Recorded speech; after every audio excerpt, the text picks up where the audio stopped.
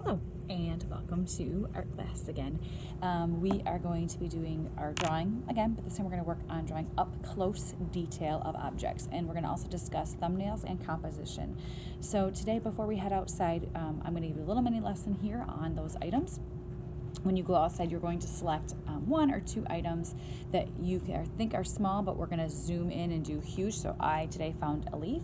You might find a leaf. You might find a wood chip, a rock, a stick, something on the ground, perhaps even a different leaf or a pine cone, something like that that we'll kind of do a little scrounging for once we have class. Once we do that, you're going to get out your sketchbook, and in that sketchbook you are going to create something called a thumbnail sketch. So you're going to open up your paper and draw 3 small squares. So 1, 2, 3. Nothing fancy, but I've got my 3 small squares. And that is a mini version of a paper. So I'm going to do a very small, detailed sketch of what I would like to do in the long run in that thumbnail. So it's a thumbnail, a small version of your picture. So here's the deal with the leaf. You're going to do an up close. So you don't need to necessarily include the whole thing. You might just include part of it or half of it, and that's what makes an interesting composition.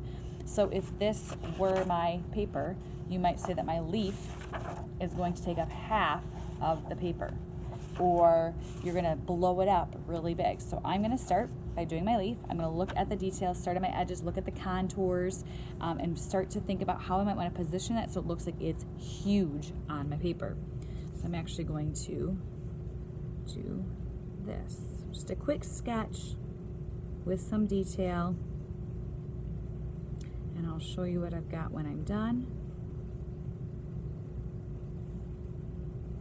It might even look different than the actual object when it's all said and done because of the detail that you've used and how you've positioned it or changed its size and making it larger than life feeling. So I'm adding some of the details. I'm adding the vines, the edges that I see.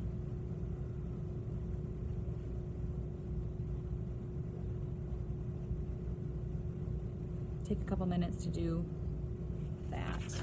So here is one thumbnail sketch of my leaf. Notice I drew it larger than life in my thumbnail sketch. I'm going to try a different way. I'm having it come. And I'm moving the leaf so I can see the position that it's in, that I'm drawing it, so I know where I'm at. So this one I'm drawing upside down actually, so I've got it positioned upside down in front of me. Just like this. I wish my document camera was working, but it's not right now, so bear with me. Again, I continue to look back and forth like I did in my contours, adding lots and lots of detail. Because eventually we're going to get a really large piece of paper, an 18 by 24 or so, to really add in that detail to make it almost change into something else. You want to take what we already know and almost change it into something else.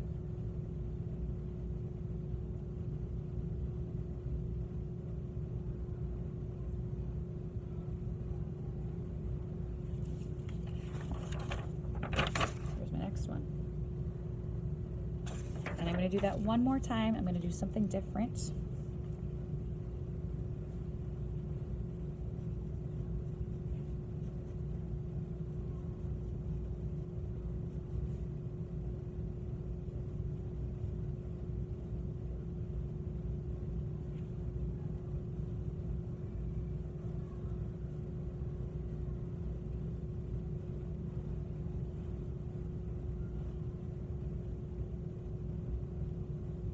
Show you what I've got here in just a second. I know it's hard to not see.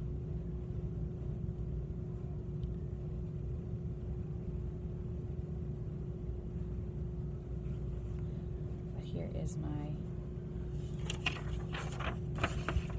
last picture. So it's all blown up. It's the very bottom of my leaf, just that kind of V part at the bottom. So now that I've created my 3 thumbnail sketches, I'm going to choose the one that I find most interesting composition-wise. And I like that one the best, I think. I think it's most interesting. So now on this side, I'm going to draw a very detailed version of it on my full size. I'm going to draw myself a square again, just like I had. I'm going to do a very large one. And I'm going to draw this one, the one I want, on my large side. And I'm going to take my time. I'm going to set my leaf the way I had it to match that picture. I'm going to make sure that my shape is the same and start my leaf